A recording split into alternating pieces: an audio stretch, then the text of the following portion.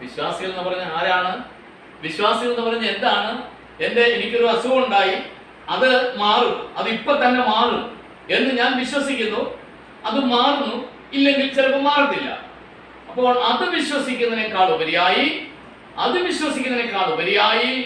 എന്റെ കർത്താവ് എന്നെ ഞാൻ ഉരുവാകുന്നതിന് മുമ്പേ അവന്റെ സന്നിധിയിൽ വിശുദ്ധനായി നിഷ്കളങ്കനായി ദൈവത്തിന്റെ സഭയിലെ ഒരംഗത്വം എനിക്ക് വേണ്ടി ദൈവം ഒരുക്കിയിരുന്നു. അതിനുവേണ്ടി എന്റെ പ്രിയ കർത്താവ് ഭൂമിയിൽ വന്ന് എനിക്ക് വേണ്ടി ഏകയാഗമായി തീർന്നു. അവൻ എന്നെ രക്ഷിച്ചു, അത് ഡിക്ലെയർ ചെയ്തു, അത് ഞാൻ ഒരിക്കൽ അനുഭവിച്ചു. അതാണ് എന്റെ വിശ്വാസം.